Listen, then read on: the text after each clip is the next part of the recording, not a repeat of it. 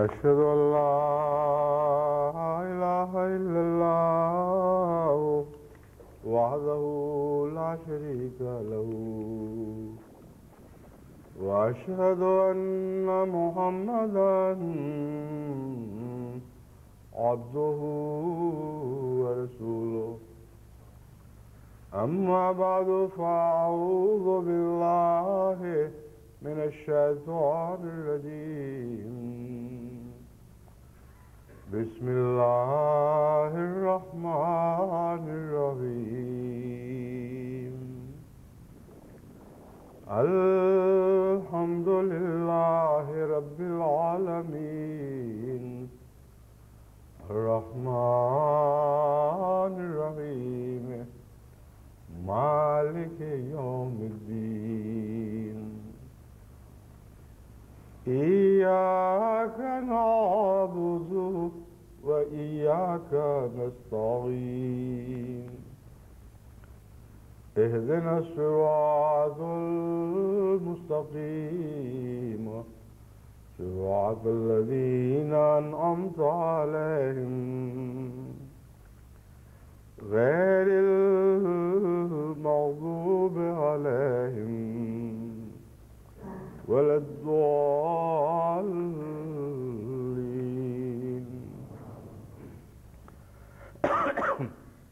گزشتہ جمعے میں نے قرآن کریم کی آیات اور احادیث کے حوالے سے غیبت کے مضمون پر خطاب کیا تھا، لیکن وقت نہ ہونے کی وجہ سے پورا خطاب یا اس خطاب کے سلسلے میں جو مضمون میں نے پیش نظر رکھا تھا وہ مکمل نہیں ہو سکا. کچھ احادیث بہت اہم ہیں اس موضوع پر جنہیں میں آپ کے سامنے پیش نہیں کر سکا تھا. آج وہیں سے بات شروع کروں گا جہاں گزشتہ خطبے میں بات ختم کی تھی. حضرت ابو ہریرہ رضی اللہ تعالیٰ عنہ بیان کرتے ہیں کہ حضرت اقدس محمد مصطفیٰ صلی اللہ علیہ وسلم نے فرمایا، بدترین آدمی تم اسے پاؤ گے جو دو منہ رکھتا ہے، ان کے پاس آ کر کچھ کہتا ہے، دوسروں کے پاس جا کر کچھ کہتا ہے، یعنی بڑا منافق اور چغل خور ہے. یہ جو یعنی بڑا منافق اور چغل خور ہے، یہ ترجمہ کرنے والے نے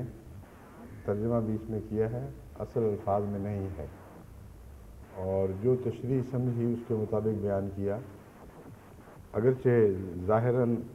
یہی معنی ہیں، لیکن ترجمے میں ویسے عموماً یہ احتیاط کرنی چاہیے کہ رواں ترجمے میں بات شامل کیے بغیر یہ ظاہر کر کے کہ اس کا یہ مطلب ہے، پھر باقی بات ہونی چاہیے.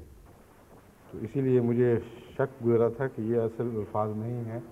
جب میں نے اصل الفاظ پر نگاہ ڈالی تو واقعتاً وہاں یہ موجود نہیں ہے. حدیث کے الفاظ صرف اتنے ہیں کہ بدترین آدمی تم اسے پاؤ گے جو دو منہ رکھتا ہو، ان کے پاس آ کر کچھ کہتا ہے، دوسروں کے پاس جا کر کچھ کہتا ہے. جہاں تک یہ نتیجہ نکالنے کا تعلق ہے کہ اس سے چغل خور بھی مراد ہیں، تو یہ بعید نہیں ہے، کیونکہ چغل خوری کے ساتھ یہ لعنت ضرور لگی رہتی ہے اور اس کا ایک لازمی جز بن جاتی ہے. ایک انسان ادھر کچھ بات کرتا ہے، ادھر کچھ بات کرتا ہے. جتنے بھی چغل خوری کے نتیجے میں فساد پھیلتے ہیں اور قریبیوں سے لڑ پڑتے ہیں، اور بعض دفعہ وہ فساد لمبے ہو کر رشتوں کے انقطاع پر جا پہنچتے ہیں، رشتے ٹوٹ جاتے ہیں، خونی رشتے بھی ایسے ٹوٹتے ہیں کہ پھر ان کا جوڑنا مشکل ہو جاتا ہے۔ ان پر آپ سب نے کبھی نہ کبھی نظر ڈالی ہوگی۔ جو میں اپنی یادداشت سے یہ باتیں مستحضر کر رہا ہوں اپنے ذہن میں، ان میں ان دونوں باتوں کا بہت گہرا تعلق مجھے دکھائی دے رہا ہے۔ وجہ یہ ہے کہ ایک شخص، یا خصوصاً کیونکہ خواتین میں یہ بات زیادہ پائی جاتی ہے، اس لیے خواتین سے معذرت کے ساتھ میں خاتون کی مثال آپ کے سامنے رکھتا ہوں۔ ایک خاتون نے کوئی بات کی، وہ بات اس خاتون تک پہنچی جس کے متعلق بات ہوئی تھی، اور ایسے رنگ میں پہنچی جس میں کچھ زیادہ تلخی پائی گئی، بجائے اس کے کہ بین ہی اسی طرح پہنچتی۔ اور بعض دفعہ یہ بھی ہوتا ہے کہ بین ہی اسی طرح پہنچا دی جاتی ہے، مگر بات ایسی ہے جس کے نتیجے میں لازماً ان دونوں کے تعلقات میں بگڑنا تھا۔ جب وہ سننے والی یہ بات سنتی ہے تو یہ پہلے عہد کر کے سنتی ہے کہ میں آگے کسی سے بات نہیں کروں گی، تو سب سے پہلے تو اس کے دو منہ ہو جاتے ہیں، یعنی وہ بات سنتی ہے اور پھر طیش میں آ کر بلا توقف دوسری خاتون پر حملہ آور ہوتی ہے، دھاوا بول دیتی ہے اس پر، اور اس کا سارا عہد کہ میں خاموش رہوں گی اور اپنے تک رکھوں گی وہ جھوٹا ثابت ہوتا ہے۔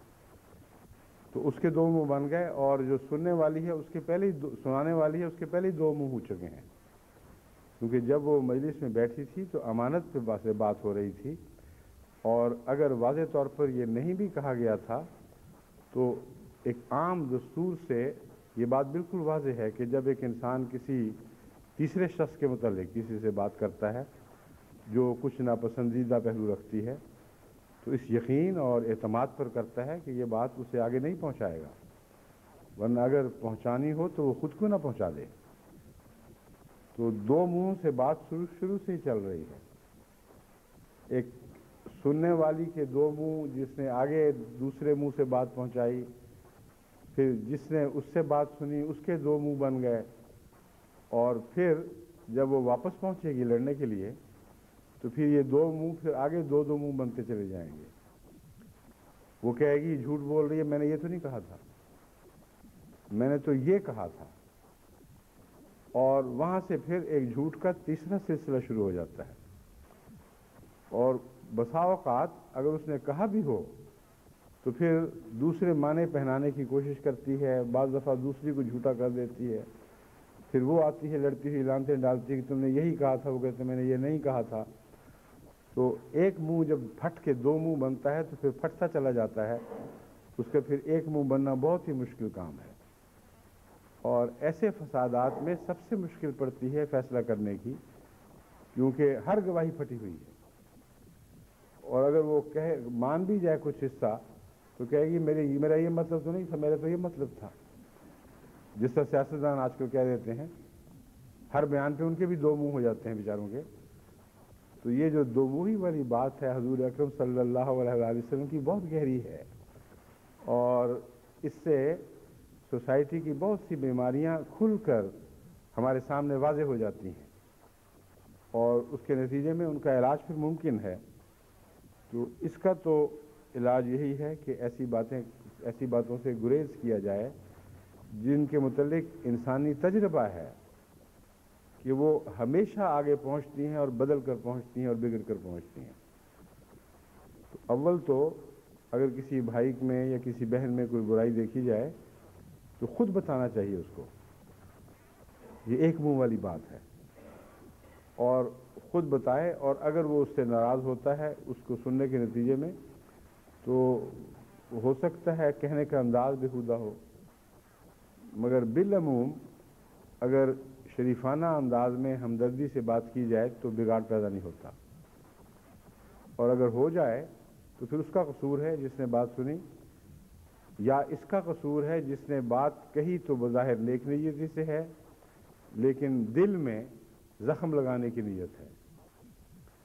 بس آگے پھر یہ صورتحال ایسی ہے کہ اس کا باریک تجزیہ کرنا پڑتا ہے۔ بعض جا کے کہتے ہیں تم میں یہ بات ہے، تمہیں یہ بات ہے، ہم نے تو سچ بولنا ہے، سچی بات کہنی ہے، اور سچی بات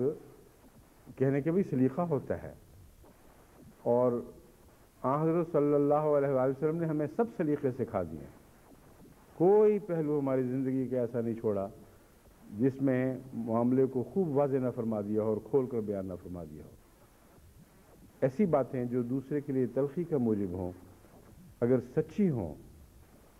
تو آن حضرت صلی اللہ علیہ وآلہ وسلم فرماتے ہیں تمہیں وہ سچی باتیں دوسرے تک پہنچانے کا کوئی حق نہیں ہے.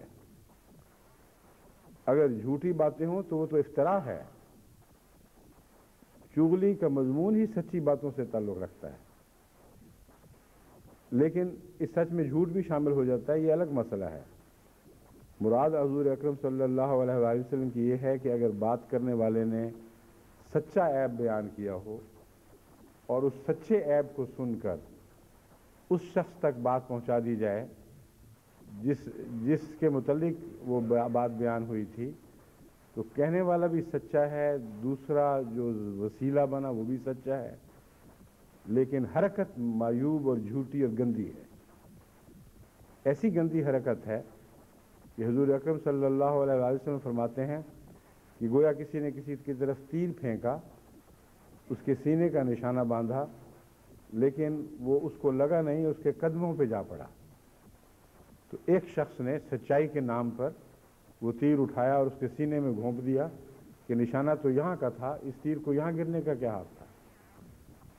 تو وہ بھی قاتل ہے، بلکہ زیادہ مکروہ قاتل ہے. پہلے نے تو شاید کسی غصے کی وجہ سے، کسی وجہ سے خواہ وہ جائز تھی یا ناجائز تھی، ایک طبی جوش سے مجبور ہو کر یہ حرکت کی ہے. اس ظالم نے تو بغیر کسی جواز کے ایک شخص، معصوم شخص کی جان لی ہے، یہ کہہ کر کہ چونکہ اس کے متعلق بات کی گئی تھی اس لیے میرا فرض ہے کہ میں اس کو پہنچاؤں.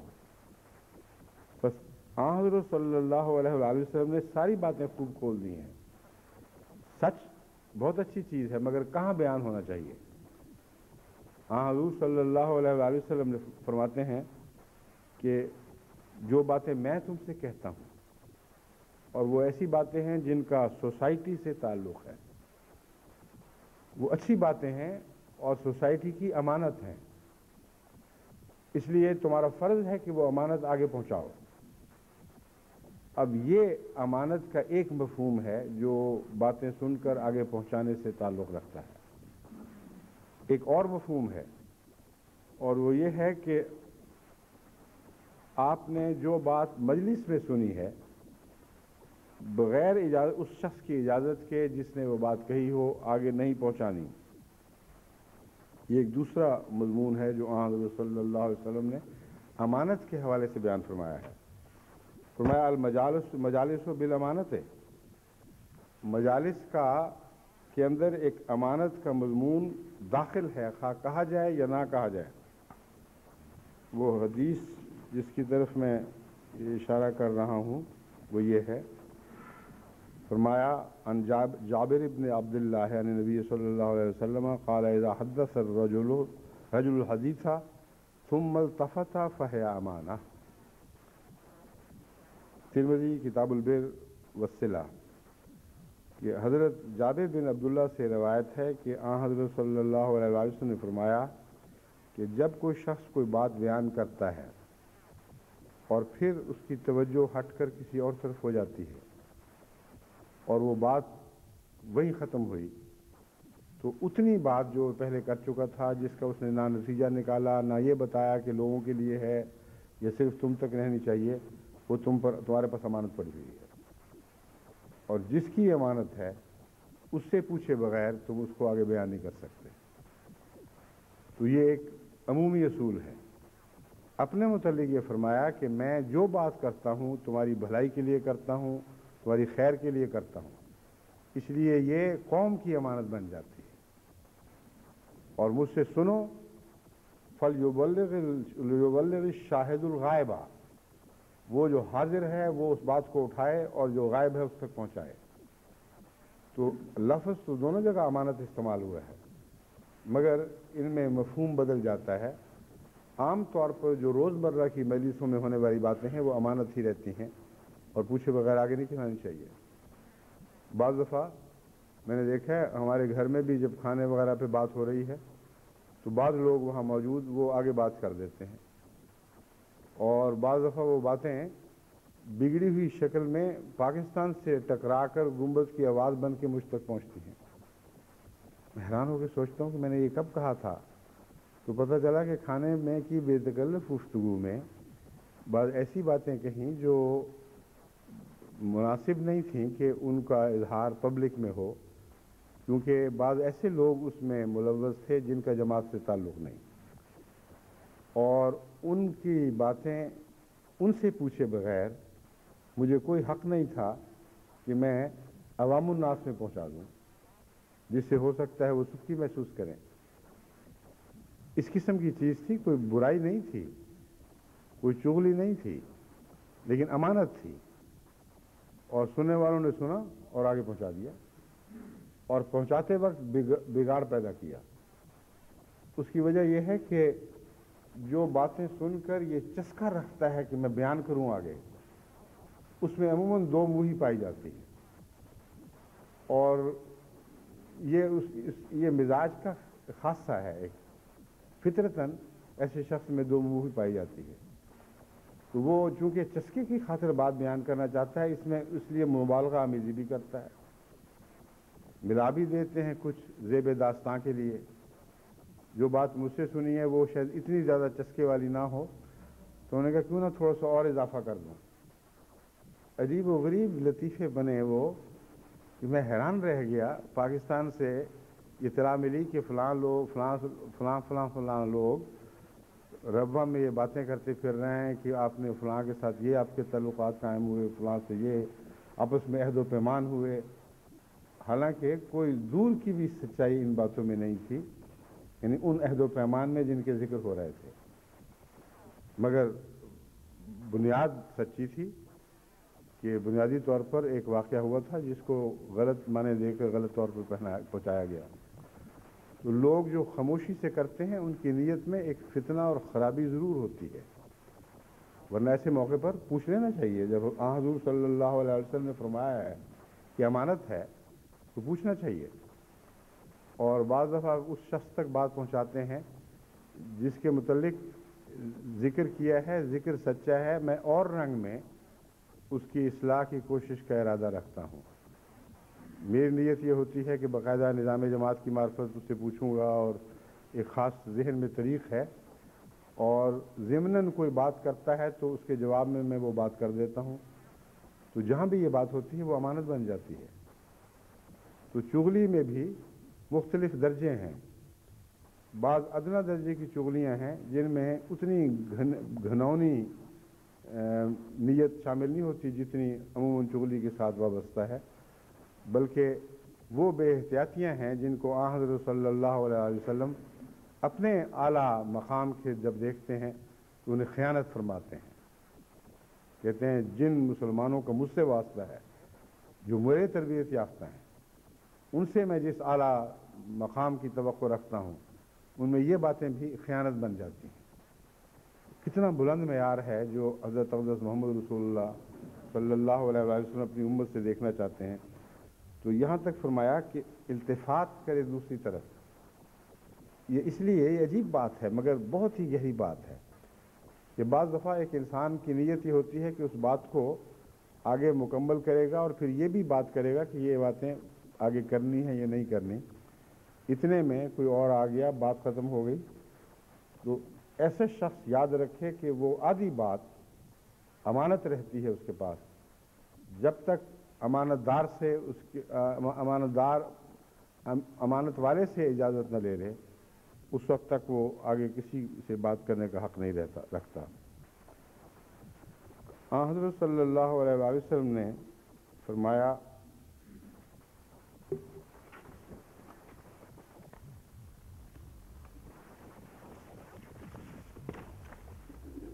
ایک لمبی حدیث ہے جس میں بہت سی نصائیں فرما دی گئی ہیں.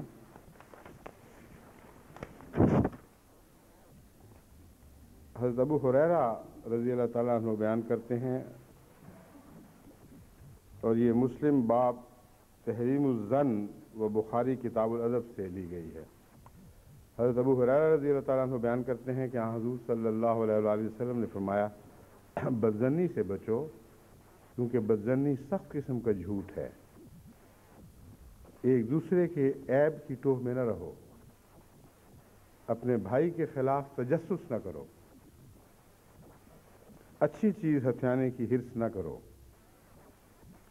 حسد نہ کرو، دشمنی نہ رکھو، بے رخی نہ برتو۔ جس طرح اس نے حکم دیا ہے اللہ کے بندے اور بھائی بھائی بن کر رہو۔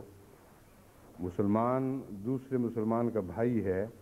اور وہ اس پر ظلم نہیں کرتا، اسے رسوا نہیں کرتا، اسے حقیر نہیں جانتا۔ اپنے سینے کی طرف اشارہ کرتے ہوئے فرمایا تقوی یہاں ہے، تقوی یہاں ہے، یعنی مقام تقوی دل ہے۔ اب یہ بھی مترجم نے کہہ دیا ہے یعنی مقام تقوی دل ہے، حالانکہ میں اس سے یہ سمجھتا ہوں کہ تقوی کی اصل کسوٹی حضرت محمد مصطفیٰ صلی اللہ علیہ وآلہ وسلم ہیں، اور جو بھی آپ کے دل پر گزرتی ہے یا آپ کے اعمال میں جاری ہوتی ہے بات، وہی تقوی کا معیار ہے۔ اس کے سوا کوئی معیار قابل قبول نہیں ہے اگر وہ اس سے متصادم ہو۔ تو تقوی یہاں ہے، تقوی یہاں ہے، ایک اپنی چھاتی کی طرف اشارہ ہے۔ یہ کہنا پیش نظر نہیں تھا کہ دل میں ہوتا ہے، کس کس دل میں ہوتا ہے، کس کس میں نہیں ہوتا۔ عرب ہاتھ دل ہیں جن میں تقوی نے جھانک کے بھی نہیں دیکھا ہوا، اس لیے یہ کہنا غلط ہے کہ تقوی یہاں سے مراد تقوی دل میں ہے۔ مراد یہ ہے کہ میرے دل میں ہے، اگر دل کا حوالہ ہے تو یہ مراد ہے کہ تقوی محمد مصطفیٰ صلی اللہ علیہ وسلم کے دل میں ہے، آپ کا سینہ تقوی کے نور سے روشن ہے۔ اگر تم نے تقوی سیکھنا ہے تو حضور صلی اللہ علیہ وآلہ وسلم ہی سے سیکھو، اور کوئی راہ نہیں ہے تقوی کی حقیقت کو سمجھنے کی۔ بس اس پہلو سے آپ نے یہ ساری باتیں جو بیان فرمائی ہیں وہ تقوی کا ملخص بیان فرمایا ہے۔ غور کر کے دیکھیں کن کن جگہوں پہ ہم ٹھوکر کھاتے ہیں، ان جگہوں پہ بچنے کے سائن بورڈ لگا دیے، اور تقوی کا ایک معنی بچنا بھی ہے۔ تو مراد یہ ہے کہ میں تمہیں بتاتا ہوں کہاں ٹھوکریں ہیں، کہاں خطرناک موڑ ہے، کہاں گڑھے ہیں، کہاں اور قسم کے خطرات تمہارا انتظار کر رہے ہیں۔ اس زندگی کے سفر میں میرے بیان کردہ سائن بورڈز یا جو وہ نشان لگا دیے گئے ہیں ان کو غور سے دیکھنا اور ان کے خلاف عمل نہ کرنا، ورنہ خود نقصان اٹھاؤ گے۔ پھر فرمایا ایک انسان کے لیے یہی برائی کافی ہے کہ وہ اپنے مسلمان بھائی کی تحقیر کرے۔ ہر مسلمان کی تین چیزیں دوسرے مسلمان پر حرام ہیں: اس کا خون، اس کی آبرو، اس کا مال۔ اللہ تعالیٰ تمہارے جسموں کی خوبصورتی کو نہیں دیکھتا، اور نہ تمہاری صورتوں کو، اور نہ تمہارے اموال کو، بلکہ اس کی نظر تمہارے دلوں پر ہے۔ اور ایک روایت میں ہے کہ حضور نے فرمایا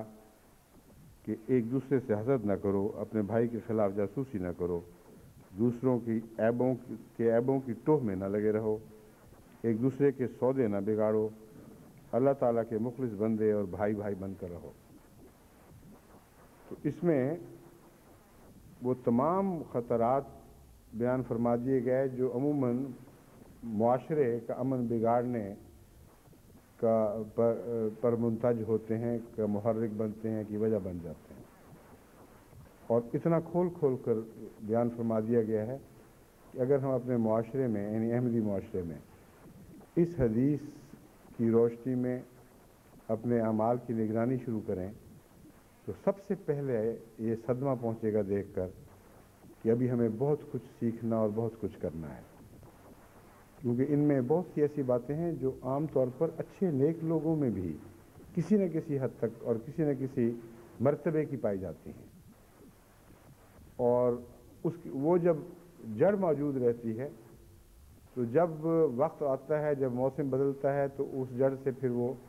فساد کا اور خبیث پودا بھی نکلنا شروع ہو جاتا ہے۔ تو حضرت صلی اللہ علیہ وسلم نے یہ سارے جڑیں بیان فرما دی ہیں، اور ضروری نہیں کہ یہ ہر وقت ہر ایک کو دکھائی دیں۔ ان میں سے ہر ایک چیز ایسی ہے جس میں یہ مادہ موجود ہے کہ وہ سر اٹھائے اور نہایت ہی خبیث درخت بن جائے، جس کے پھل سے جنتیں جہنموں میں تبدیل ہو سکتی ہیں۔ وہ شجرہ ممنوع ہے ہر ایک ان میں سے، جس کے بعد جنتوں کے امن اٹھ جایا کرتے ہیں۔ تو ہم نے تو دنیا کو دنیا کی میں پیدا ہونے والی ایک جنت کی طرف بلانا ہے، جو آسمانی جنت ہے، جس نے اس دنیا کے حالات تبدیل کرنے ہیں۔ اور یہ جنت اپنے معاشرے میں پیدا کیے بغیر ہم کیسے کسی کو بلا سکتے ہیں؟ اس لیے بحثوں کے بھی کچھ وقت ہوتے ہیں، اختلافات کو دلیلوں سے حل کرنے کے بھی موسم ہوا کرتے ہیں، لیکن آج کل کا جو دور ہے اس میں سب سے زیادہ وقت کا تقاضا یہی ہے کہ ہم اپنے اعمال سے ایک ایسا حسین معاشرہ دنیا کے سامنے پیش کریں کہ وہ دیکھیں اور انہیں محسوس ہو کہ جنت ہے تو یہاں ہے، اور اس میں آئے بغیر انہیں تسکین نہ ہو، انہیں امن میسر نہ آئے۔ یہ وہ باتیں ہیں جو محض کوئی فرضی اوپر کے دائرے میں دوڑنے پھرنے والی باتیں نہیں ہیں، یہ روزمرہ کی زندگی میں ہر گھر میں ہونے والی باتیں ہیں جن کے متعلق میں آپ سے گفتگو کر رہا ہوں۔ ایسی باتیں ہیں جن کا نہ بڑے شہروں سے تعلق ہے، نہ تعلیم یافتہ سوسائٹیوں سے تعلق ہے، ہر انسان کی ہر زندگی سے، خواہ وہ گلیوں میں پلنے والا بچہ ہو، خواہ وہ محلوں میں پالا پوسا جانے والا لال ہو، ہر ایک سے برابر تعلق ہے، ہر غریب سے غریب گھر سے بھی تعلق ہے، امیر سے امیر گھر سے بھی تعلق ہے۔ بس غور سے سن لیں کہ یہ وہ چیزیں ہیں جن سے ہمیں باز رہنا ہوگا، باز آنا پڑے گا، ورنہ نہ ہم جنت حاصل کر سکتے ہیں، نہ دنیا کو جنت دینے کے دعوے دار بن سکتے ہیں۔ فرمایا بدظنی سے بچو، کیونکہ بدظنی سخت قسم کا جھوٹ ہے، اور بدظنی ایک ایسی چیز ہے جو بسا اوقات ہمارے معاشرے میں اتنی پائی جاتی ہے کہ بدظنی کے بعد پھر اور کہانیاں بنتی چلی جاتی ہیں، اور انسان کہتا ہے فلاں نے یہ کیا، یوں کیا ہوگا، اور بعض دفعہ آدمی حیران رہ جاتا ہے۔ ایک سلسلے میں تحقیق میں نے کی،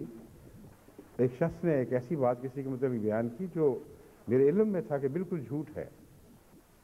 اور جب میں نے جواب طلبی کی تو عجیب و غریب خط آیا کہ اس نے جو فلاں بات کی تھی اس سے میں نے یہ اندازہ لگایا کہ یوں کی ہوگی، اس کا اثر فلاں شخص پہ جو میں نے کہا تھا پڑا ہے، وہ اس لیے لکھا تھا کہ اس شخص کا میں نے اندازہ لگایا کہ جب یہ بات ایسی کی ہے اور اس وجہ سے کی ہوگی، تو جب یہ دوسرے کو پہنچی ہوگی تو اس کا یہی رد عمل ہوا ہوگا، اس لیے میں نے کوئی جھوٹ نہیں بولا۔ اب دیکھیں یہ سارا جھوٹ رسول اللہ صلی اللہ علیہ وسلم فرماتے ہیں بدترین جھوٹ ہے، بنا ہی استدلال کی جھوٹ پر۔ اب تمہیں کس طرح پتہ لگا کہ اس نے کس نیت سے بات کی تھی؟ کہ یہ کیسے پتہ چلا کہ دوسرا آدمی جس کے متعلق بات تھی اگر اس سے پہنچی بھی ہو تو وہ بھی اسی ٹیڑھی سوچ کے ساتھ سوچے گا جسے تم نے سوچا، اور وہی بد نتیجہ نکالے گا جو تم نے نکالا ہے، اور پھر نہ یہ تحقیق کی کہ اسے پہنچی بھی ہے کہ نہیں، اور پھر ایک اور تیسری منزل بنا لی کہ فلاں شخص کے متعلق میں نے سوچا کہ یہ اثر اس پر پڑا ہوا ہوگا، اور خلاصہ یہ نکالا کہ یہ واقعہ ہو گیا۔ ایسا بےہودہ طریق ہے جو آن حضرت صلی اللہ علیہ وسلم کی کھلی ہوئی نصائح کے کو ترک کرنے اور ان کو اہمیت نہ دینے کے نتیجے میں ہماری سوسائٹی میں رفتہ رفتہ پیدا ہو جاتا ہے۔ اور یہ جو ظن ہے یہ میں بتا رہا ہوں ایسے لوگوں کا جن کے متعلق توقع ہے کہ وہ عالم دین بھی ہیں اور ایک معاشرے میں ایک بڑا مرتبہ اور مقام رکھتے ہیں، وہ بھی اس قسم کی بیہودہ باتوں میں ملوث ہو جاتے ہیں۔ پھر فرمایا ایک دوسرے کی عیب کی ٹوہ میں نہ رہو۔ اب بہت سے جھگڑے ہمارے پاکستان سے آئے ہوئے بسنے والوں میں، خصوصاً جرمنی میں جو پائے جاتے ہیں، ان میں ایک بڑی وجہ دوسرے کی عیب کی ٹوہ میں لگے رہنا ہے۔ ایسی بیہودہ عادت ہے، اور اس کا اصل میں یہ اگر اس کا مزید تجزیہ کریں تو اس کی وجہ یہ بنتی ہے کہ ایک انسان جب دوسرے کو اپنے سے اچھا دیکھے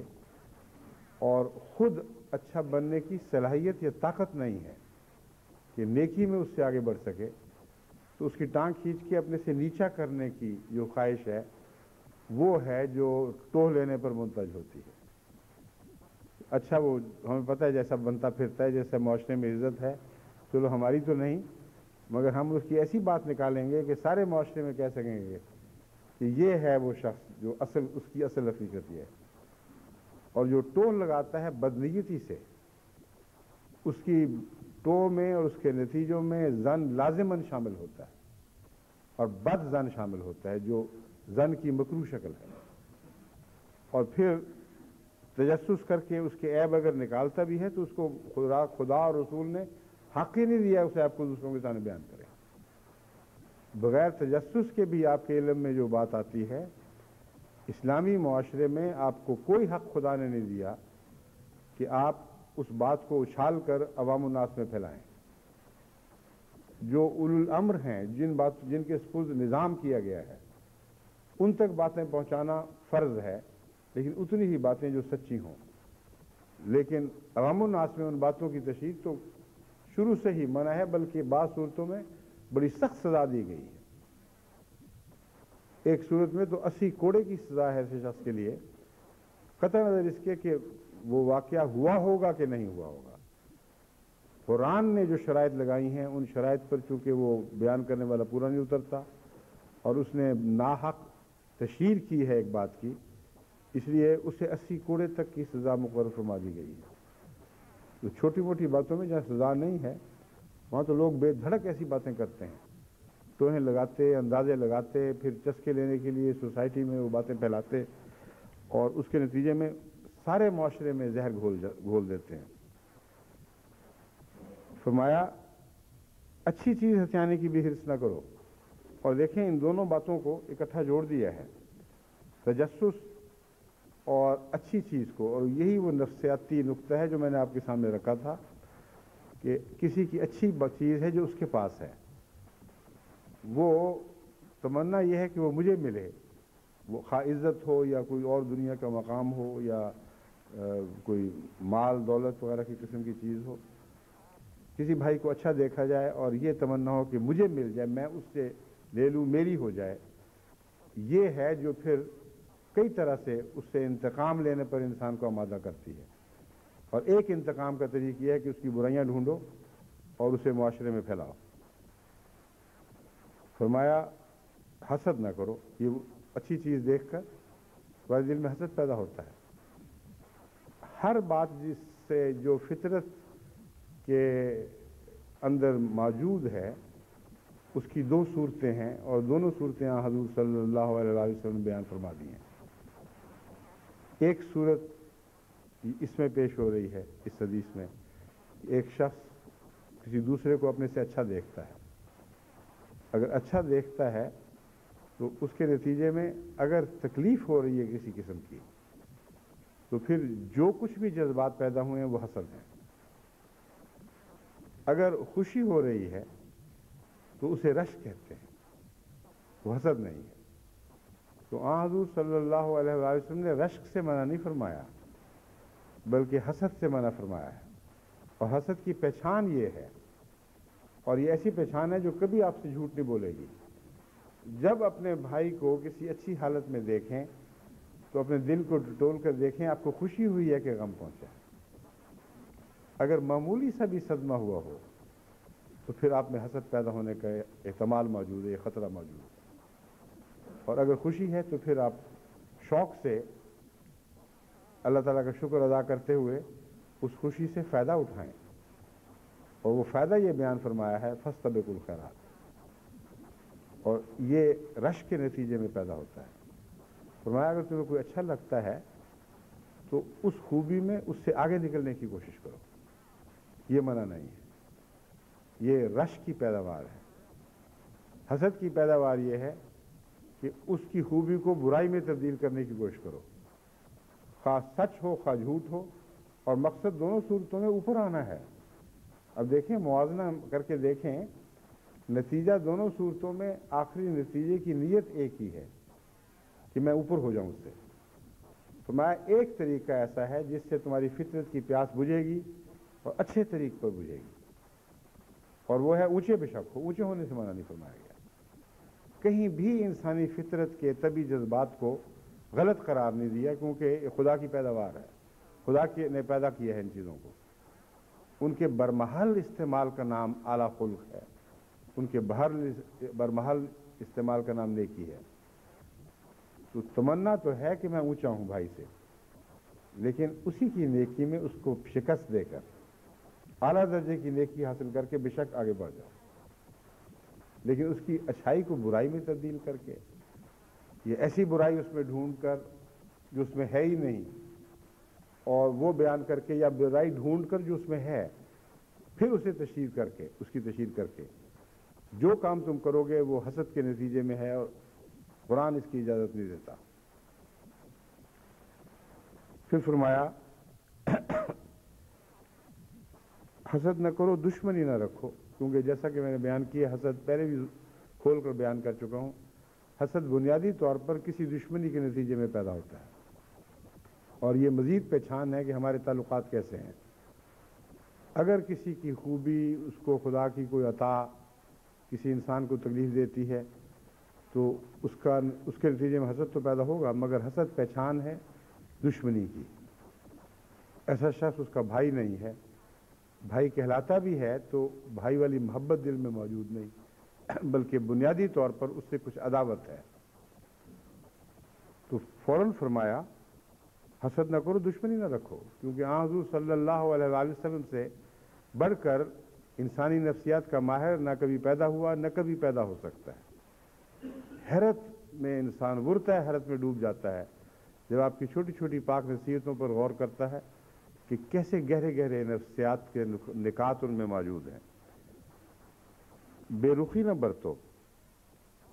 دشمنی تو اس سے ہے، وہ جو دشمنی تو ہے لیکن اس کے اظہار مختلف ہیں، اور کچھ نہیں تو ایک اظہار یہ بھی فرمایا کہ انسان اس سے بے رخی برتنے لگ جاتا ہے، اور بے رخی کمزور سے بھی برتی جاتی ہے اور اپنے سے بڑے سے بھی برتی جاتی ہے۔ یہ وہ نقطہ ہے جسے حضور سمجھا رہے ہیں اور سمجھنا چاہیے۔ اس سارے تعلق میں آپ کے کسی اچھے سے تعلقات کی باتیں ہو رہی ہیں، اور اس کے نتیجے میں جو آپ کے دل میں رد عمل پیدا ہو رہے ہیں ان کے تذکرے، اس پر بے رخی کا انسان کیسے برتتا ہے۔ ہوتا یہ ہے کہ بسا اوقات اچھا دیکھ کر دل ایسا کڑتا ہے کہ اس سے انسان تعلق ہی توڑ لیتا ہے، اور یہ بھی ایک تکبر کا اظہار ہے کہ ہمیں کوئی پرواہ نہیں اس کی، ہم اس کی طرف پیٹ پھیر کے ادھر چلے جاتے ہیں۔ اور خصوصاً پنجاب کے شریکوں میں جو روایتی طور پر ہمارے زمیندارہ خاندانوں آپس کے تعلقات میں پایا جاتا ہے، یہ بہت ہی نمایاں چیز ہے۔ ایک اپنی بڑائی اور آنا کا ایک یہ طریقہ ہوگا، وہ لکھپتی اپنے گھر ہوگا، ہمیں اس کی کوڑی کی بھی پرواہ نہیں، ہم نہیں اس کی دعوت پہ بھی نہیں جاتے، اس کو چھوٹا سمجھتے ہیں۔ تو حضرت صلی اللہ علیہ وآلہ وسلم دشمنی کے ایک اور طریق کی طرف اشارہ کر کے فرماتے ہیں، بے رخی نہ برتو، جس طرح اس نے حکم دیا ہے اللہ کے بندے اور بھائی بھائی بن کے رہو۔ مسلمان دوسرے کا بھائی ہے، وہ اس پر ظلم نہیں کرتا، اور ہوتا کیا ہے، بھائی بھائی پہ ظلم کر رہے ہیں آج کل۔ میں یہ بتانا چاہتا ہوں کہ باتیں چھوٹی چھوٹی سی ہیں، بظاہر ہر ایک کو سمجھ آ رہی ہیں، کیوں نہ ہم ایسا کریں، اچھی باتیں ہیں، مگر کرتا کون ہے؟ بہت کم ہیں جو اس کی اہمیت، ان باتوں کی اہمیت کو سمجھتے ہیں۔ کم سے کم جب اپنی زندگی پر ان باتوں کا اطلاق ہوتا ہے تو ساری اچھی باتیں اس وقت دکھائی دینا بند ہو جاتی ہیں، اور صرف بری باتیں دکھائی دینے لگتی ہیں۔ چنانچہ فرمایا اس پہ ظلم نہیں کرتا، حالانکہ بہت سے ایسے جھگڑے میرے پاس پہنچتے ہیں احمدیوں میں بھی، کہ بھائی نے بھائی پہ ظلم کیا ہوا ہے، جائیدادوں پہ قابض ہو گیا تو پھر چھوڑنے کا نام نہیں لیتا، کسی اور رنگ میں فوقیت ہے تو اپنے بھائی کو اس میں کسی طرح شامل نہیں کرتا، اس کی تذلیل کرتا ہے، حقارت سے دیکھتا ہے، اور اس کے نتیجے میں پھر بہت سے تعلقات بگڑتے ہیں، خرابیاں پیدا ہوتی ہیں۔ اور جماعت میں جو یکسوئی چاہیے، ہمیں جو اتفاق چاہیے، جس کے بغیر ہم ترقی نہیں کر سکتے، اس اتفاق سے ہم محروم رہ جاتے ہیں۔ اور یہ جو جھگڑے ہیں یہ کسی ایک ملک سے وابستہ نہیں ہیں، ہندوستان میں بھی ہیں، بنگلہ دیش میں بھی ہیں، دوسرے ممالک میں بھی پائے جاتے ہیں، اور جہاں جہاں یہ پائے جاتے ہیں، افریقہ میں بھی پائے جاتے ہیں، وہاں جماعت کی ترقی رک جاتی ہے۔ تو ایک چھوٹی سی بات کا اتنا بڑا گندا نتیجہ نکلتا ہے کہ اس کے نتیجے میں ساری جماعت کا نقصان ہوتا ہے، اور اس کے علاوہ ساری دنیا کا نقصان ہوتا ہے، کیونکہ جن کو تبلیغ پہنچنی چاہیے تھی، آپس کے اختلافات کی وجہ سے وہ آگے نہیں پہنچ رہی۔ میں نے ایک دفعہ ذکر کیا تھا، ہمارے بعض اضلاع پاکستان میں ایسے ہیں جن میں اللہ تعالیٰ کے فضل سے آغاز میں بہت احمدیت نے ترقی کی ہے، اور ایسی صلاحیتیں موجود تھیں کہ اگر اسی رخ پر وہ چلتے رہتے تو آج پاکستان کے مسائل بالکل مختلف ہوتے ہیں۔ اور جماعت کو جو خدا تعالیٰ نے اصلاح کی صلاحیت بخشی ہے، اس کے نتیجے میں خدا تعالیٰ کے فضل کے ساتھ پاکستان کی کایا پلٹ سکتی تھی، لیکن اب دیکھیں مسائل کتنے بدل گئے ہیں، کیونکہ جماعت کو انہوں نے تحقیر سے دیکھ کر ان کی خوبیوں اور صلاحیتوں سے فائدہ اٹھانے سے انکار کر دیا ہے، اور ہر دوسری بدی کو کھلی باہوں سے سینے سے لگاتے ہیں۔ اس صورت میں کتنا بڑا نقصان قوم کا پہنچا ہے، اور اگر آپ تجزیہ کر کے دیکھیں جیسا کہ میں نے کیا، اور گاؤں گاؤں پہنچ کر میں نے حالات کا جائزہ لیا، تو ہر جگہ یہ بات نظر آئی کہ جن دیہات میں، جن اضلاع میں آپس میں اختلاف پیدا ہو گئے ہیں، شریکوں کے پرانے تصور جاگ اٹھے ہیں، ایک دوسرے سے رقابتیں اٹھ کھڑی ہوئی ہیں، چودراہٹوں نے غلط رخ اختیار کر لیے ہیں، وہاں جماعت کی ترقی بند اور تنزل شروع۔ اگلی نسلیں نہیں سنبھالی گئیں، اپنے بچے اپنے ہاتھ سے دیکھتے دیکھتے نکلے اور غیروں کی گود میں جا بیٹھے، یہ کچھ نہیں کر سکے، کیونکہ ان کے ساری مجالس کا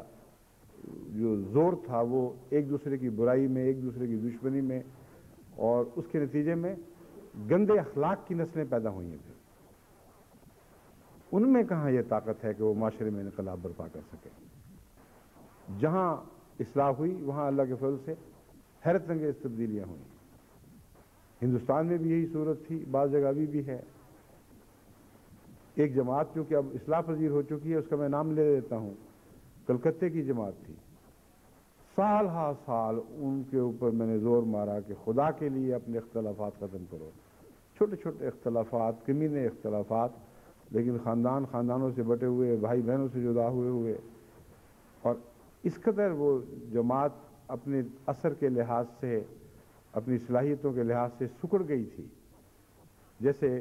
کینسر کا مریض ہو جائے اور وہ چیز سکڑنے لگتی ہے، بعض دفعہ گردوں کو کینسر ہو جائے وہ سکڑنے لگتے ہیں، پتوں کا کینسر ہو وہ بھی پھر سکڑنے لگتے ہیں، تو اپنے آپ پر اپنی بدی کے گرد لپٹ کر وہ چھوٹے ہونے لگ جاتے ہیں۔ بس اس طرح کی صورتحال وہاں موجود تھی، مگر اتنی بڑی بھی نہیں جیسی میں نے مثال دی ہے، مگر بے برکتی تھی، کوئی ترقی نہیں، کسی قسم کا کوئی فیض ان سے غیروں کو جاری نہیں ہو رہا تھا۔ ان پر اللہ تعالیٰ کے فضل سے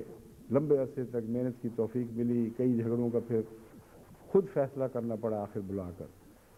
اور یہ اللہ تعالیٰ نے اس جماعت کو سعادت بخشی کہ باوجود اس کے کہ پہلے کسی طرح بھی بعض فیصلے ماننے پر تیار نہیں ہوتے تھے، جب ان کو یہ کہا گیا کہ آج کے بعد یا تم اس فیصلے کو مانو یا مجھ سے تعلق کاٹ لو، تو اللہ کے فضل سے بعض ایسے معاملات میں بھی جہاں معلوم ہوتا تھا کہ اصلاح کی کوئی صورت ہی باقی نہیں رہی، اس مقام پر پہنچ کر انہوں نے آگے قدم نہیں بڑھایا۔ انہوں نے کہا ٹھیک ہے، اگر یہ بات ہے تو جو بھی فیصلہ ہے ہم آپ سے تعلق نہیں توڑیں گے، اس فیصلے کو قبول کریں گے۔ اب اللہ نے ایسی برکت دی ہے کہ سارے ہندوستان میں تبلیغی کامیابی کے لحاظ سے کلکتہ اور اس کے ماحول جیسا اور کوئی مقام نہیں، حیرت انگیز انقلاب برپا ہو رہا ہے، دشمن کوششیں کر رہا ہے لیکن کچھ ان کی پیش نہیں جاتی، اور وہ آسام تک اور نیپال تک اثر ڈال رہے ہیں، اور خدا کے فضل کے ساتھ ان کی راہ کوئی روک نہیں سکتا۔ اور ابھی وہ سارے بیدار نہیں ہوئے، میں جانتا ہوں، ابھی ایک حصہ ہے، مگر اتفاق کی برکت ضرور ہے جس سے سارے فائدہ اٹھا رہے ہیں۔ کچھ اور بھی رکھنے ہوں گے، اللہ بہتر جانتا ہے، مگر خدا کے فضل سے اگر ہیں تو اتنے سمٹ گئے ہیں اور سکڑ گئے ہیں کہ ان کا جماعت پر کوئی بد اثر نہیں ہے۔ اگر وہ بھی دلوں سے نکال پھینکیں، اور جس طرح حضور اکرم صلی اللہ علیہ وآلہ وسلم ہمیں بھائی بھائی بنانا چاہتے ہیں، وہ پھر ایک دفعہ اور قوت کے ساتھ بھائی بھائی بنے، تو مجھے یقین ہے کہ سارے علاقے میں عظیم روحانی انقلاب برپا ہو جائے گا۔ سب بڑے بڑے مولویوں کی دور سے توجہ ہے، وہ آتے ہیں، جلسے کرتے ہیں، سارا زور لگاتے ہیں کہ کسی طرح احمدی، نئے ہونے والے احمدی اپنے موقف سے پھر جائیں اور احمدیت کو ترک کر دیں، یہاں تک کہ بڑی شدید جسمانی اذیتیں پہنچائی گئیں، یہاں تک کہ موت کے کنارے تک پہنچ گئے۔ لیکن اللہ تعالیٰ نے ان کو ایسا استقلال بخشا ہے، ایسا صبر عطا کیا ہے، اور ایسی محبت جماعت سے پیدا ہو گئی ہے کہ وہ نہ ڈرانے سے باز آتے ہیں، نہ لالچ سے جماعت سے منہ پھیرتے ہیں، اور بنیادی طور پر وہی چیز ہے، اور کوئی انقلاب نہیں برپا ہوا، صرف یہ کہ وہ آپس میں جو اختلاف تھے وہ خدا کے نام پر اور خلافت سے تعلق کے نتیجے میں اختلافات پر اپنے دماغ کے راستے قائم رہتے ہوئے ان کو ترک کر دیا۔ یہ قربانی ہے، یعنی یہ ضد نہیں توڑی کہ ہم سچے ہیں اور وہ جھوٹا ہے، لیکن یہ بات مان گئے جو حضرت مسیح موعود علیہ السلام کا پیغام میں نے ان کو دیا کہ سچے ہو کر جھوٹوں کی طرف تزلل اختیار کرو۔ میں یہ بحث نہیں کرتا کہ تم سچے ہو کہ وہ جھوٹے، تم اگر جھوٹے ہو وہ جھوٹا ہے، تم سچے ہو۔ تو مسیح موعود نے تو سچوں کو فرمایا ہے، جھوٹوں سے تو مخاطب ہی نہیں ہوئے، سچوں کو فرمایا ہے سچے ہو کر جھوٹوں کی طرف تزلل اختیار کرو۔ اس سے بڑا اصلاح کا اور کوئی نسخہ ممکن نہیں۔ یہ اس امام کی فراست ہے جس نے خدا سے نور پایا ہے، کیسا عظیم حل ہے۔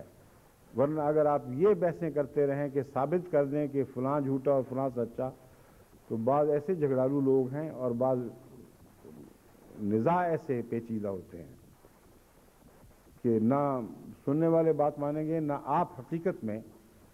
آخری یقین کے ساتھ کہہ سکتے ہیں کہ فلاں سچا اور جھوٹا، فلاں جھوٹا۔ ایک حالات کے مطابق ایک سرسری اندازہ سا ہے، اور بعض پیچیدہ حالات میں اندازے سے بڑھ کر اس کی کوئی حیثیت نہیں ہوتی، تو وہ بعض لوگ شکوے کرتے ہیں کہ نہیں غلط فیصلہ ہو گیا، شریعت کے خلاف ہو گیا، ہم سچے ہیں، فلاں جھوٹا ہے۔ تو ان کے اوپر میں نے ہمیشہ یہ ترکیب استعمال کی ہے، اس بحث کو چھوڑ دو کہ آخر انسان کا فیصلہ غلطی ہو سکتی ہے، مگر تمہیں فیصلہ ماننا ہوگا۔ میں پھر جب یہ کہتا ہوں کہ مسیح موعود علیہ السلام تم سے مخاطب ہے، کیونکہ تم اعلان کر رہے ہو کہ تم سچے ہو، اگر تم اس دعوے میں سچے ہو تو حضرت مسیح موعود تمہیں کہہ رہے ہیں کہ اے سچو، سچے ہو کر جھوٹوں کی طرف تزلل اختیار کرو۔ یہ وہ نسخہ ہے جو ضرور کارگر ثابت ہوتا ہے اگر ایسے شخص کے دل میں حضرت مسیح موعود علیہ السلام کی کوئی محبت کی رمق باقی رہ گئی ہو۔ تو حضرت رسول اکرم صلی اللہ علیہ وآلہ وسلم نے فرمایا کہ دیکھو، مسلمان دوسرے مسلمان کا بھائی ہے، بھائی بن کے رہو، بھائی دوسرے پر ظلم نہیں کرتا، مگر افسوس کہ ابھی تک ہمارے معاشرے میں بھائی کے بھائی پر ظلم کے واقعات سامنے آتے رہتے ہیں، اسے رسوا نہیں کرتا، جبکہ آج بھی بعض بھائی دوسرے بھائیوں کو رسوائی کے درپے ہوتے ہیں، کوشش کرتے ہیں کہ وہ رسوا ہو جائے، اسے حقیر نہیں جانتا۔ اب حقیر نہیں جانتا جو ہے یہ بہت ہی اہم ہے۔ اگر ایک انسان اپنی حقیقت کو پہچان جائے تو وہ دوسرے کو حقیر جان ہی نہیں سکتا۔ اگر ایک شخص یہ نہیں فرمایا کہ حقیر نہیں کہتا، حقیر کہنا اور بات ہے، حقیر جاننا اور بات ہے۔ جاننے سے مراد یہ ہے کہ اپنے دل پہ جب وہ غور کر کے دیکھتا ہے تو پھر وہ دوسرے کو حقیر جانتا ہی نہیں ہے۔ حضرت مسیح موعود علیہ السلام نے فرمایا بدتر بنو ہر ایک سے اپنے خیال میں، شاید اسی سے دخل ہو دارالوصال میں۔ تم ہر ایک سے اپنے خیال میں بدتر بنو، یہ نہیں کہ دوسروں کے خیال میں بدتر بنو۔ پھر دیکھو کہ شاید یہی نسخہ کام آ جائے اور اللہ کے وصال کے گھر میں تمہارا اسی وجہ سے داخلہ ہو جائے۔ بس حضرت صلی اللہ علیہ وآلہ وسلم فرماتے ہیں وہ اسے حقیر نہیں جانتا، کیونکہ جب وہ اپنے نفس پر غور کرتا ہے تو پھر اس کے نفس کی آواز یہ ہے کہ تم حقیر ہو، اور اگر تمہاری عزت ہے تو محض خدا کی پردہ پوشی کی وجہ سے ہے،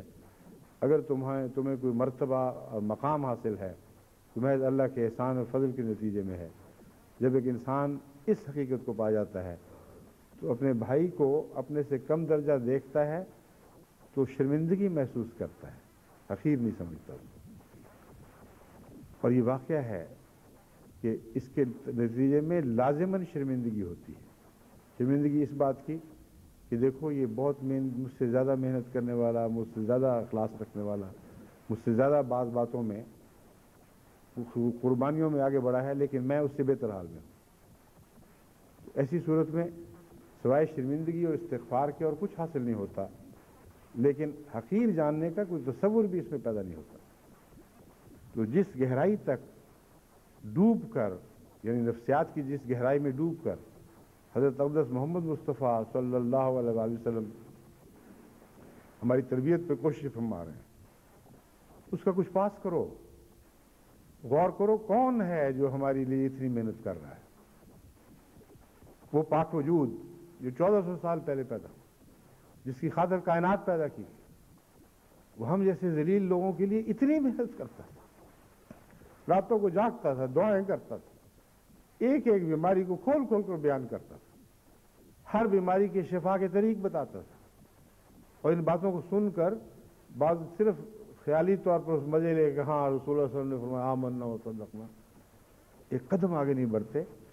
محض نصیحت کی طاقت نہیں ہے، ایک نصیحت کرنے والے کی اپنے سے محبت اور اپنے لیے قربانیوں کو دیکھو تو تمہارے لیے تم میں جرت ہی نہیں ہو سکتی کہ نصیحتوں کو نظر انداز کر دو۔ بعض لوگ یہ کہہ دیتے ہیں کہ ٹھیک ہے باتیں ہوں گی سچی یا نہیں، ہم تو آپ کے منہ پہ یہ بات کہہ رہے ہیں، آپ کی خاطر یہ بات مان رہے ہیں۔ اور ایسا کئی دفعہ ہوا ہے، مجھ سے بھی ہو چکا ہے، حالانکہ میری کوئی حیثیت نہیں۔ ایک قتل کے معاملے میں بڑا اختلاف تھا ایک خاندان میں جب وہاں گیا تو انہوں نے کہا کہ یہ تو کسی طرح مانتے نہیں، جن کا قتل ہوا تھا ان کی والدہ بزرگ موجود تھیں، ان سے میں نے جا کر کہا کہ میں آپ کے گھر آیا ہوں، معاف کر دیں، ختم کر دیں جماعت کے وفات کی خاطر۔ اسی وقت انہوں نے معاف کر دیا، تو آپ کے منہ پہ معاف کرتے ہیں۔ ابھی میری ایک ملاقات ایک دوست سے ہوئی، سیالکوٹ سے آئے ہوئے تھے، وہاں بھی یہی صورت تھی۔ ایک گاؤں میں بڑا سخت اختلاف اور جھگڑا اور قتل و غارت کی تک نوبت پہنچی ہوئی۔ جس خاندان کا مقتول تھا میں جانتا تھا ان میں سعادت زیادہ ہے، ان کو میں نے پیغام بھجوایا کہ آپ چھوڑ دیں اس بات کو، اسی وقت چھوڑ دیں۔ ایک بچہ ان کا بھی ملاقات کے لیے مجھے ملنے آیا، مجھے تعارف ہی یہ کرایا کہ میں وہی ہوں، اس خاندان کا ہوں جس نے آپ کی خاطر آپ کے منہ سے بات سن کر اپنے حق کو چھوڑ دیا تھا۔ تو لازم اس کے لیے میرے دل میں بہت محبت اور عزت پیدا ہوئی، اور دل کی گہرائی سے جو ایسے موقع پر دعا نکلتی ہے وہ ضرور قبول ہوتی ہے۔ مگر میں کیا اور میری دعاؤں کی کیا حیثیت حضرت محمد رسول اللہ کے منہ پر اگر آپ کو نیکی اختیار کریں گے، آپ کے احترام اور عزت کے پیش نظر یہ دیکھ کر کہ آپ کے لیے آپ نے کتنی محنت فرمائی۔ دنیا کے کسی نبی نے اپنی قوم کے لیے کبھی اتنی محنت نہیں کی جتنی محمد رسول اللہ نے آپ کے لیے کی ہے۔ یہ سوچیں اور پھر ادب سے جھک جائیں اور پگھلے ہوئے دل سے اطاعت کریں، کیونکہ اطاعت کی راہ میں ہمیشہ دل کی انا اور دل کا جوش حائل ہوا کرتا ہے، لیکن جو دل محبت میں پگھل جاتا ہے اس کی انا کیا رہی، اس کا جوش کیسا، وہ تو محمد رسول اللہ کے قدموں میں بہنے لگتا ہے، اس سے انکار کیسے ممکن ہو سکتا ہے۔ بس محض نصیحتوں کو ان کی غیر معمولی عقل اور فراست کی وجہ سے نہ مانیں، اس محبت پر نگاہ کریں، اس رحمت پر نگاہ کریں جو ان نصیحتوں کا منبع ہے، یعنی رحمت للعالمین حضرت اقدس محمد مصطفیٰ صلی اللہ علیہ وسلم۔ اور پھر اگر آپ جھکیں گے تو ایک زائد بات آپ کی اطاعت میں ایسی پیدا ہو جائے گی جو آپ کو اللہ اور اس کے رسول کا محبوب بنا دے گا۔ اور یہی محبت ہے جس کی خاطر انسان زندہ ہے، یہی ہماری آخری تمنا ہے۔ بس اس محبت کے لیے آپ کو راہیں آسان فرما دی گئی ہیں۔ پھر حضرت صلی اللہ علیہ وسلم فرماتے ہیں اس کے بعد تقویٰ یہاں ہے، تقویٰ یہاں ہے، یعنی مقام تقویٰ محمد مصطفیٰ کا دل ہے۔ ایک انسان کے لیے پھر فرمایا یہی برائی کافی ہے کہ اپنے مسلمان بھائی کی تحقیر کرے، پہلے تحقیر سے منع فرمایا، پھر دوبارہ ذکر فرمایا ہے۔ ایک مسلمان کے لیے یہی برائی کافی ہے اس کو ہلاک کرنے کے لیے کہ وہ اپنے بھائی کی تحقیر کرے۔ اب فرق صرف یہ ہے، میں عربی میں اس کا دیکھ کر بتاتا ہوں کہ عربی میں یہ فرق موجود ہے کہ نہیں۔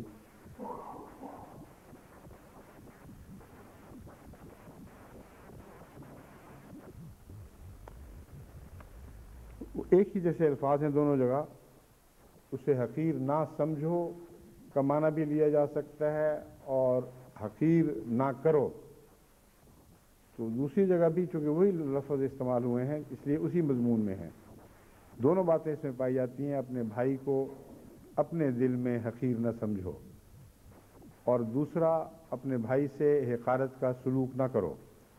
تو فرمایا کسی مسلمان کی ہلاکت کے لیے اس کا یہی جرم کافی ہے، یہی برائی کافی ہے کہ وہ اپنے بھائی کی تحقیر کرے اور اس سے تحقیر کا سلوک کرے۔ ہر مسلمان کی 3 چیزیں دوسرے مسلمانوں پر حرام ہیں، اس کا خون، اس کی آبرو اور اس کا مال۔ خون تک تو نوبت کبھی کبھی پہنچتی ہے، لیکن آبرو اور مال تک تو روزانہ نوبت آتی ہے۔ اور کتنے ہیں جو آبرو پر ہاتھ ڈالنے سے رک جاتے ہیں، کتنے ہیں جو مال پر ناجائز تصرف سے رک جاتے ہیں۔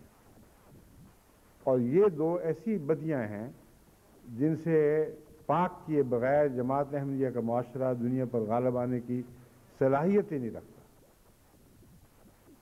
اس لیے اگر برکت ہے تو ان چند کی برکت ہے جو ان باتوں میں خدا کے فضل کے ساتھ خوب پاک صاف کیے گئے ہیں، مگر جس دور میں ہم داخل ہیں، جس طرح خدا کے فضل ہم پر نازل ہو رہے ہیں، میں آپ سے یہ توقع رکھتا ہوں کہ ان باتوں کو بار بار جوالی کی طرح سوچیں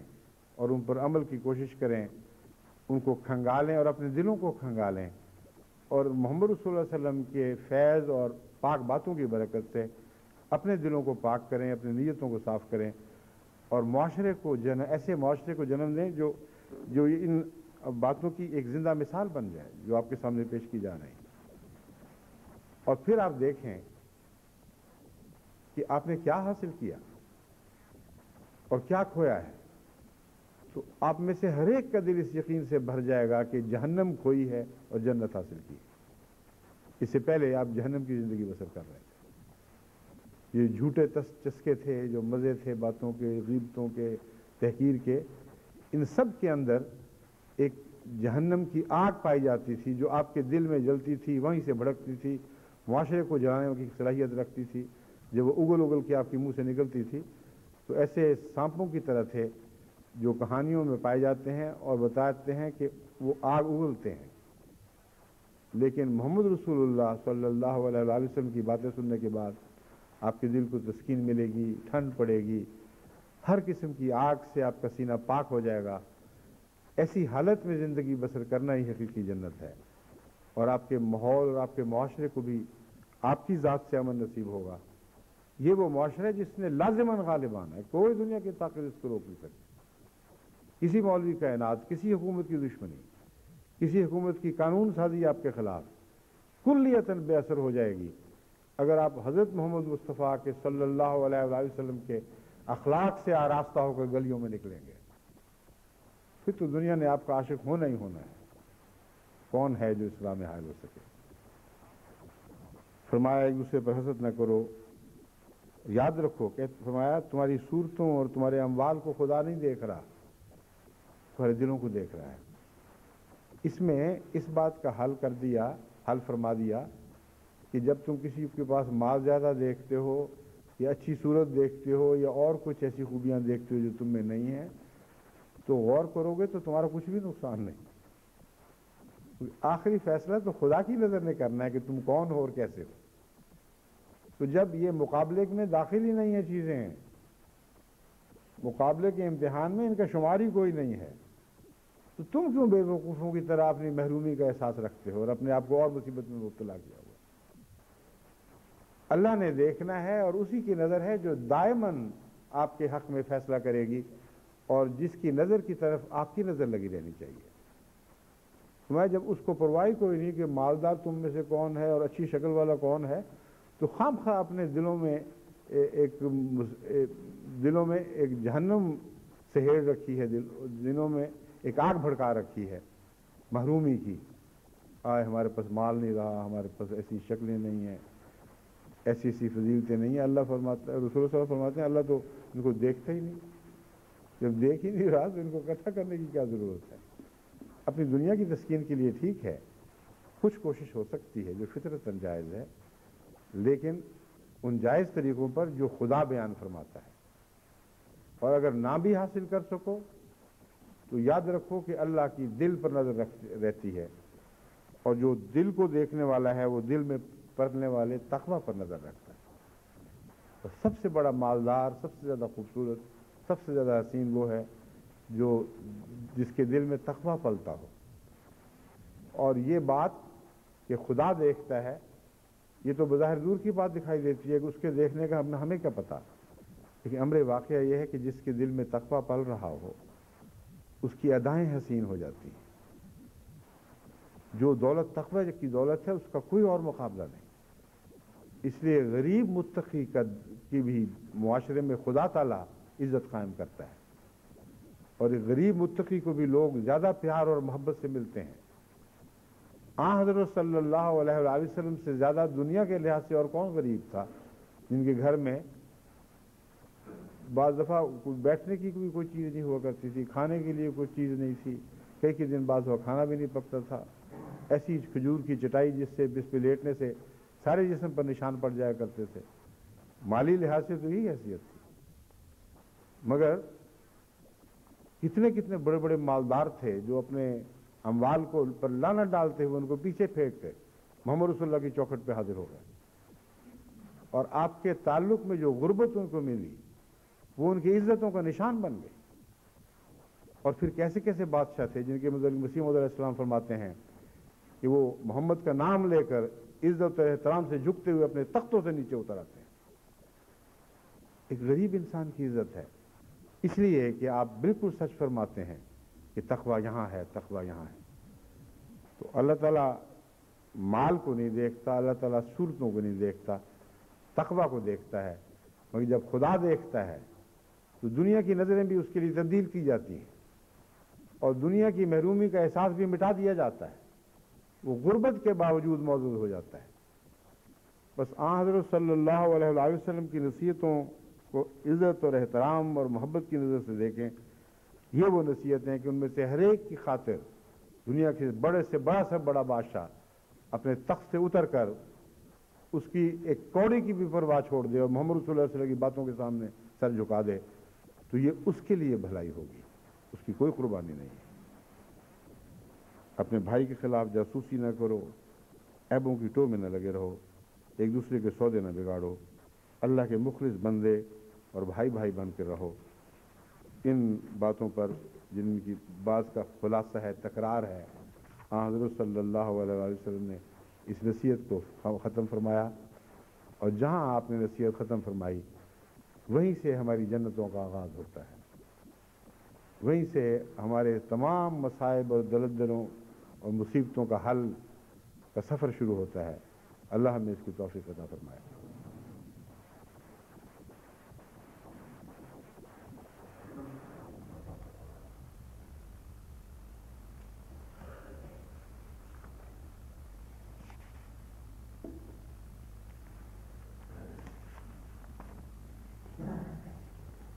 یہ ہو چکی ہیں.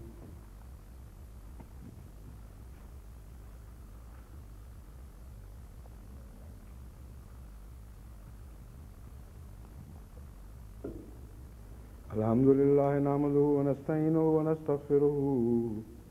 ونؤمن بہ ونتوکل علیہ ونعوذ باللہ من شرور انفسنا ومن سیئات اعمالنا من یهده اللہ فلا مضل له ومن یضللہ فلا ہادی له ونشهد ان لا اله الا الله وحده لا شريك له ونشهد ان محمدا عبده ورسوله. عباد اللہ رحمکم اللہ ان اللہ یامر بالعدل والاحسان وایتاء ذی القربى وینہی عن الفحشاء والمنکر والبغی یعظکم لعلکم تذکرون اذکروا اللہ یذکرکم وادعوہ یستجب لکم ولذکر اللہ اکبر